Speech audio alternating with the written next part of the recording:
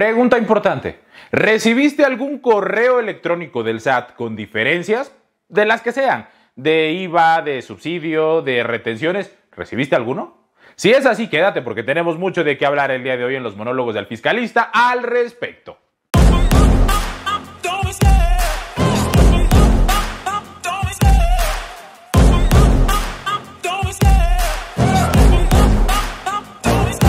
Yo soy Alfredo Cobos y hoy toca el turno de hablar de los correos electrónicos del SAT con diferencias. Esa estrategia que no es reciente, hay que decirlo, no es tan nueva en cuanto a la política. El SAT venía aplicando esa estrategia desde por ahí de 2019 a través del procedimiento de vigilancia profunda. Ya hablaremos de ese en otro capítulo que se cuece aparte.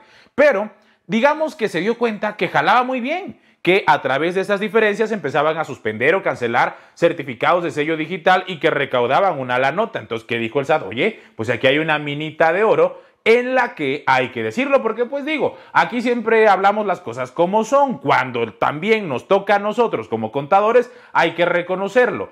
Yo he sido muy insistente desde 2019 y un poquito antes, de 18 y 19, cuando tuvimos lo que ya para ahora nos suena como algo viejito, la versión 3.3 del CFDI. Desde ahí, desde la guía de llenado del anexo 20 de la versión 3.3 del CFDI, la autoridad ya se daba la facultad de considerar cualquier factura emitida como PUE, como pago en una sola exhibición, como factura cobrada. Y por tanto, cuando una factura o un ingreso está efectivamente cobrado, desencadena varios efectos. Uno de ellos, el IVA necesariamente, y en el caso de los regímenes en materia de ISR que trabajan sobre base de flujo de efectivo, pues igual desencadena el impuesto sobre la renta. Entonces, pues Alfredo Cobos, como frecuentemente insiste y es particularmente incisivo con algunos puntos en sus cursos, en el curso de facturación electrónica yo mirará cuchillito de palo, friegue y friegue y friegue y friegue a mis participantes diciéndoles que evidentemente el manejo correcto de los métodos de pago en el CFDI resulta indispensable.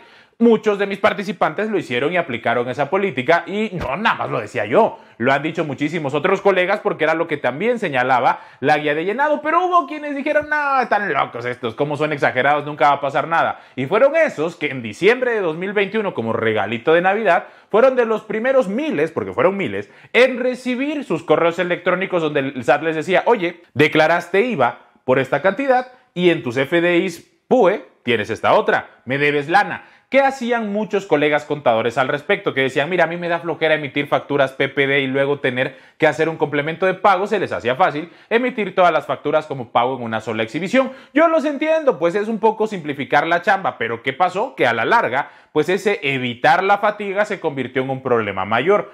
¿Qué implica esto? Que entonces las facturas que estaban como PUE, pues no todas estaban cobradas. Y decían, bueno, mi régimen es de flujo de efectivo, yo hice todo PUE, pero yo voy a trabajar con mi estado de cuenta. Y únicamente acumulaban los ingresos cobrados. ¿Eso qué hace? Que tus ingresos declarados pues no coincidan con las facturas que al final emitiste. ¿Y con eso qué hicimos? Le dimos herramientas a la autoridad para estarnos molestando, porque nosotros se las dimos, bueno, no nosotros, pero como gremio, pensando en contadores, pues también le dimos elementos a la autoridad. No hay que darle carnita, no hay que darle con qué nos pueda estar fregando, porque si encuentra el mínimo resquicio de error, de ahí se va a agarrar. Prueba de ello los correos que se han estado recibiendo por parte de muchos contribuyentes. Entonces, primer punto, aceptar la parte de responsabilidad que le toca a uno. Si tú estás recibiendo un correo con esas características, hay que hacer el ejercicio de reflexión, el mea culpa, tenemos un error en las facturas.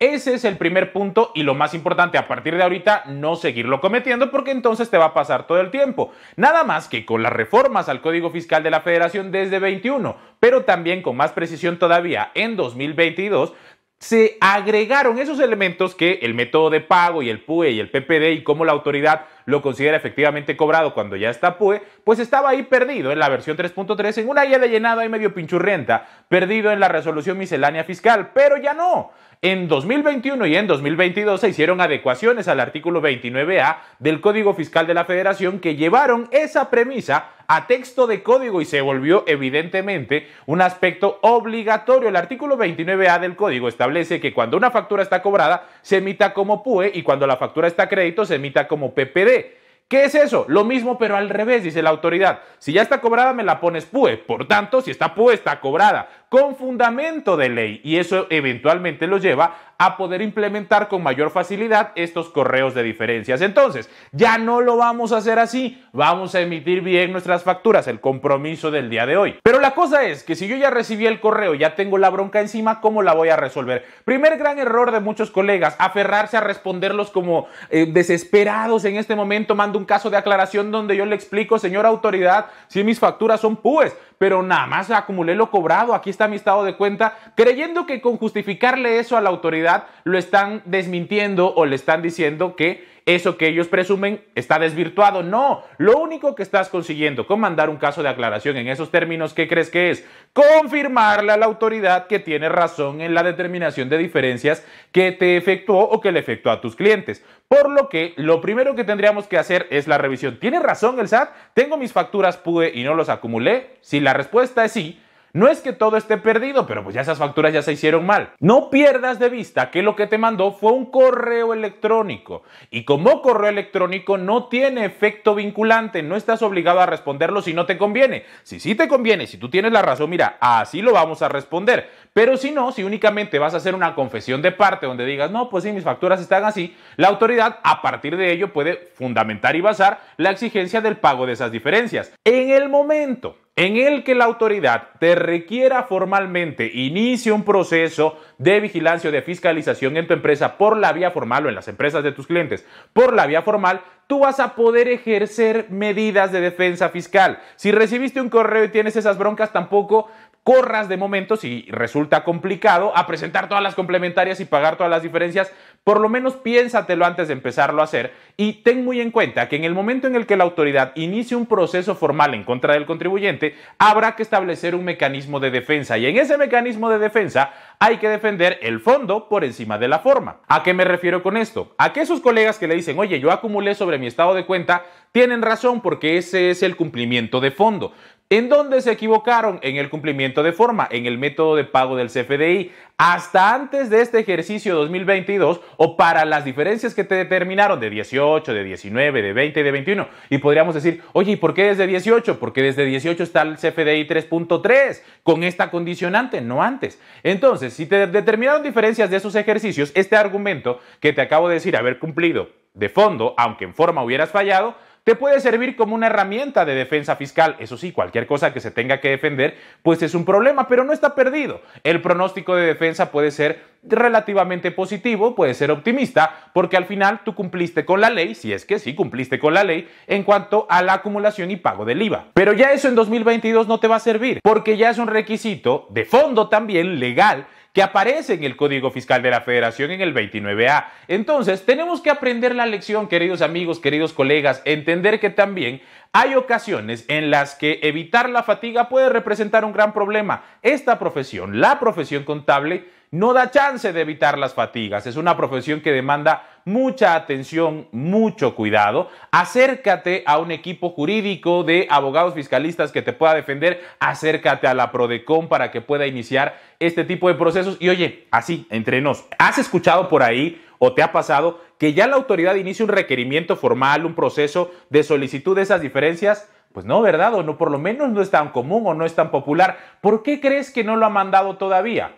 Porque con ese argumento de defensa que te acabo de decir, en el momento en el que ellos empiecen a llevar a cabo actos de autoridad donde impliquen una afectación a los contribuyentes, va a haber contribuyentes que se defiendan. Y cuando los contribuyentes se defiendan, ¿qué va a pasar? Van a ir a juicios eventualmente donde ese criterio de la autoridad puede perfectamente, con el argumento que acabamos de platicar de cumplir de fondo, aunque haya un error de forma, la ley se cumplió, no la regla miscelánea, que es forma, no es fondo. Al final, el hecho de que eso llegue a juicios y los jueces se decanten en favor de los contribuyentes solo le afecta a alguien y ese alguien es el SAT.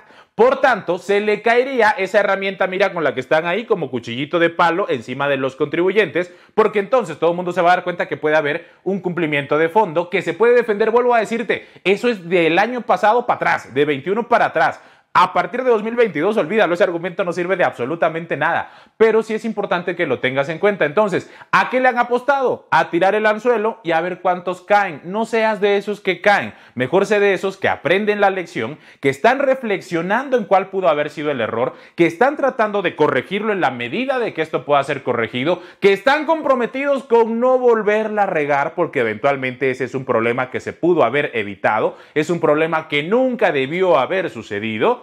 Y bueno, si dicen por ahí que eventualmente de los errores se aprenden, pues hagamos el proceso de aprendizaje de ese error y la próxima vez que yo te diga, haz bien tus facturas, hazme caso porque es por algo. Así que nos vemos en la próxima edición de los monólogos del fiscalista. No te olvides suscribirte al canal, activar la campanita, contarme en comentarios tú qué opinas, cómo te ha ido con este asunto y por supuesto vernos por aquí la próxima semana. Hasta entonces.